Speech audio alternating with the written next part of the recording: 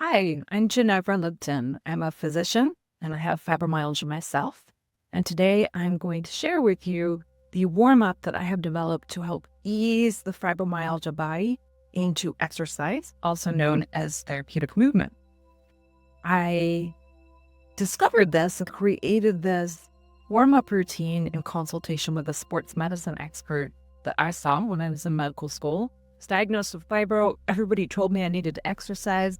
Every time I exercised, it seemed to cause a fibro flare, or I seemed to injure myself. My pain got worse, was super frustrating. And ultimately, when I saw this sports medicine guru, he let me know that in fibromyalgia, our muscles are so tight and tense that we really have to do some extra work to let them soften enough to where we can exercise and have it be beneficial and not harmful. So that's what I'm going to take you through today. This is a longer version where I go through all the different adaptations, teach you how to do it, modifications you might need to make for your own body. And then I'm going to do a shorter one that's just the moves all in sequence that you could just hop on and warm up with me before you exercise. If you want to learn more about this, I review this in written form in my book, The Fibro Manual, and there are some pictures in there if you learn better that way. So to start, to warm up, we want to get warm. So our muscles are softer when we're warmed, and it's really important to start in a warm room, a warm space, dress warmly. I will often, if it's chilly out, I'll start the first part of the warm-up actually with a blanket on. Second of all, you want to find as comfortable a situation as possible on the floor. Knowing that it's not, no fibro body loves it on the floor like this.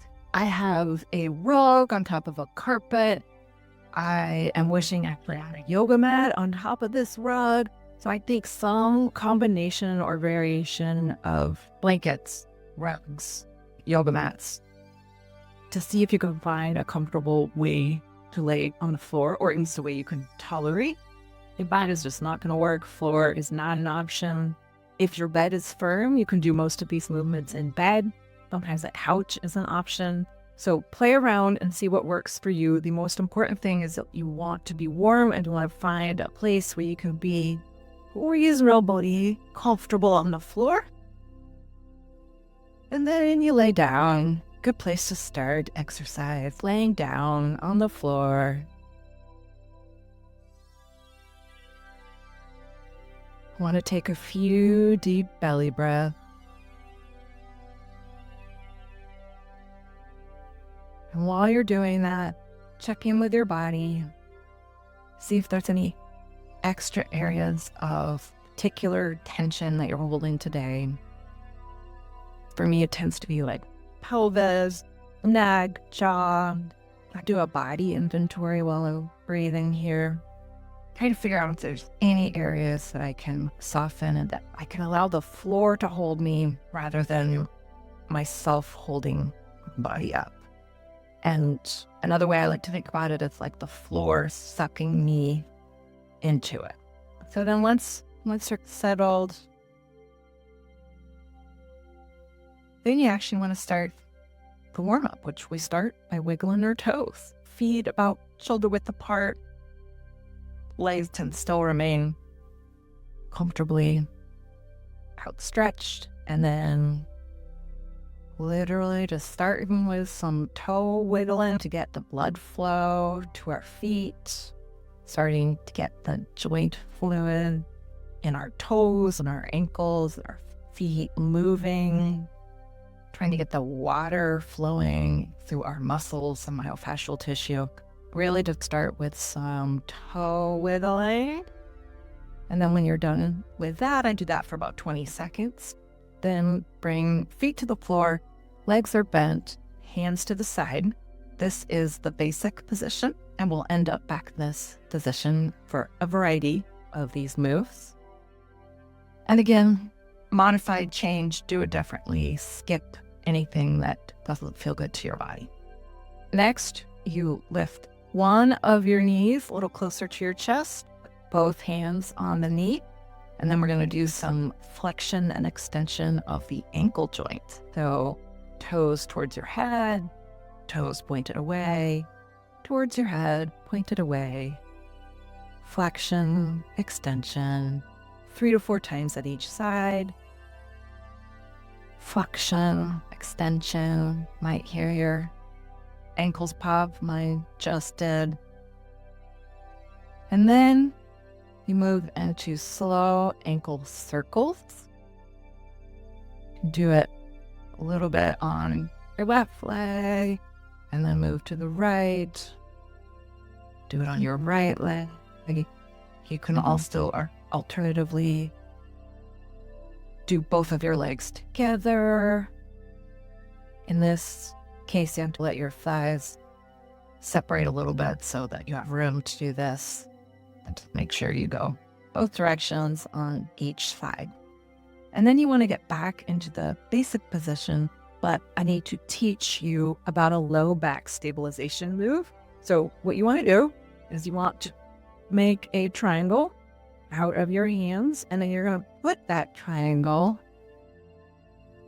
right at the top of your buttocks. And then you lay down in that position underneath you. And it can take a little bit. You have to settle in some tights. And what we're trying to do here is we're trying to make a little triangle, a little space where our tailbone and our soft tissue can just soften into and be supported by our hands. And so then it really stabilizes us from like extralateral motion or front to side motion. And the other thing that this is doing is puts us in a little bit of a pelvic tilt. Literally, it's just trying to bring your pelvis up a little bit towards your belly button. If this position does not work for you because of your hands, arms, low back, anatomy, alternate ways to get that pelvic tilt and get some of that stabilization is like with a folded up towel underneath you, tiny little pillow. It's almost like you are having more of your back against the ground as opposed to elevated. So once you're in this pelvic tilt, low back stabilization, then we can much more safely have our feet and legs above our bodies and not put too much strain on the low back. So this is mandatory. You have to look silly while you're doing this. Let your thighs and legs and feet soften, and then you want to be floppy like a rag doll and just flop around. So you'll see that my low back is not moving, but my legs are. So that's where the back stabilization comes in. So we're just flippy, flappy. Do that for about 20 seconds. And still stabilizing your back. Now back to the basic position. And we're going to start doing knee to chest. Knee to chest, back to the floor. Lifting your leg up, bringing your knees towards your chest, and then back down to the floor 3 to 4 times on each side.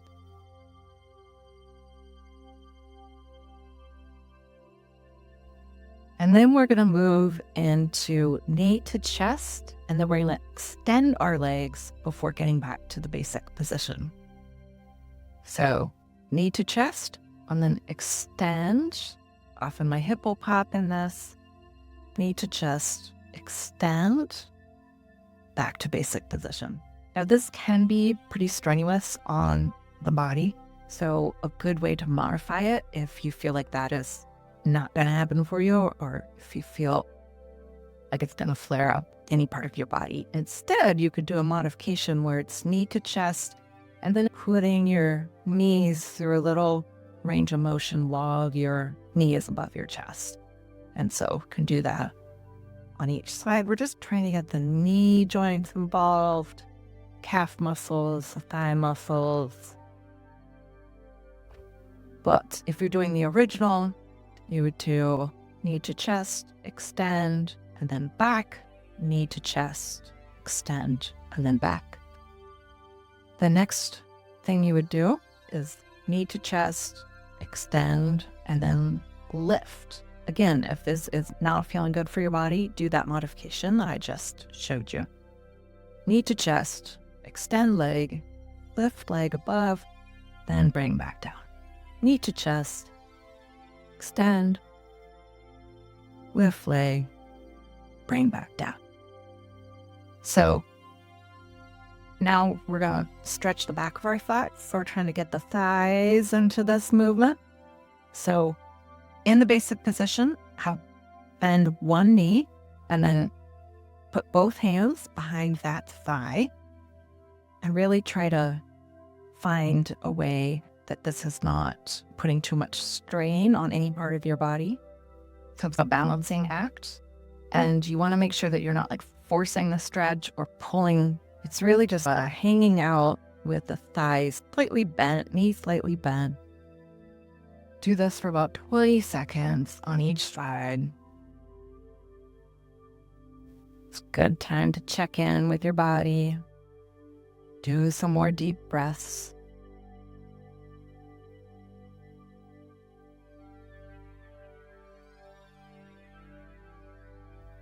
Then you're back in the same position. Hands behind the thigh. Feet now a little bit above your knee rather than bent like that. And then we're going to bring the ankle joint back in. And we're going to do some more flexion, extension, flexion, extension. And this is a combination of movement and stretch. And so sometimes I'll pause in a particular place if it feels good or feels really tight. So then after 3 to 4 flexion extension movements, then you want to take your ankles through a really slow motion, range of motion circle. So it's not exactly a circle, it's a weird teardrop shape. But think about it as you're trying to have if you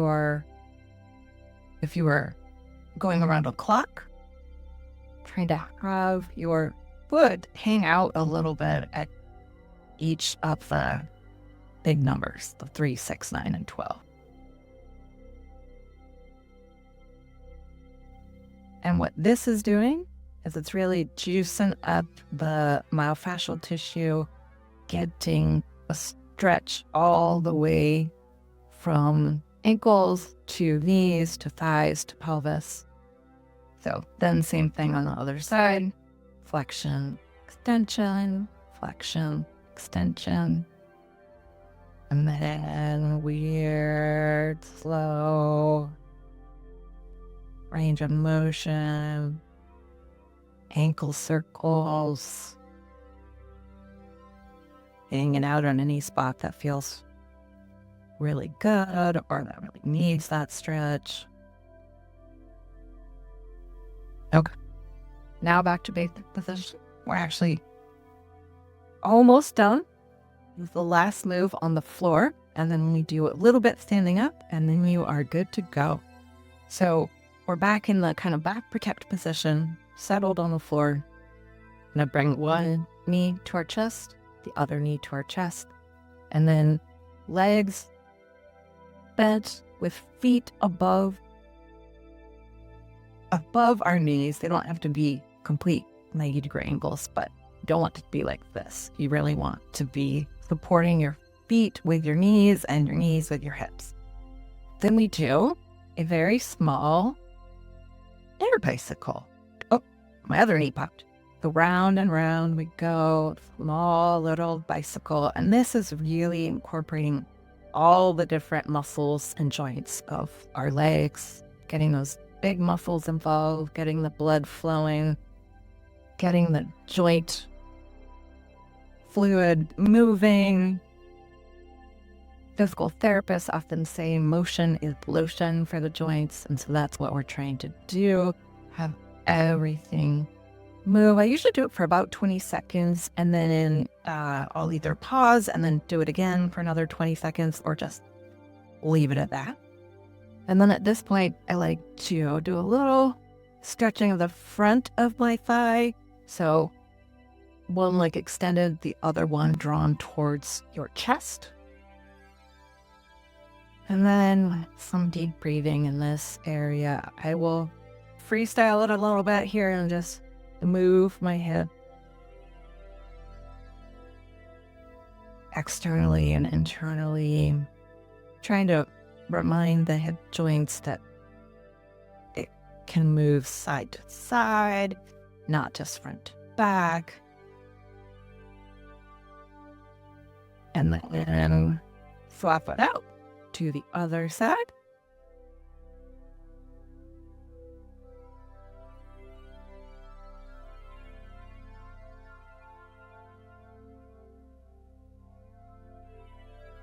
Sometimes I like to add a movement that's really a very small movement where both kind of pull my knees to my chest and stabilizing my hands on my knees, and then very gently my feet are touching and just really slightly moving my hips, rotating them externally and internally. And this reminds my hips of yet another way that they can move, get fluid moving in a different plane. So with that, we're done with the laying down portion. When I was younger, I could jump right up and do the standing portion, but now I need to hang out for a little minute in the seated position, let the blood flow get to my brain. I often will put my shoes back on at this point because the next portion we're going to do is standing, and it can definitely be more comfortable and with your shoes on. So now we're in the standing position. I got my shoes on because I find that more comfortable when I'm standing, but you don't have to. And then you want your feet to be shoulder width apart, knees slightly bent. Want to try to have your hips somewhere above your knees and shoulders somewhere above your hips. And then really just going to do some gentle range of motion in our shoulders. Shoulder circles backwards, forwards. And then on the other side, backwards, and then forwards. And then the shoulders seem to like to work together. So then I like to do a couple bigger shoulder circles together where I'm starting to get arms, hands involved.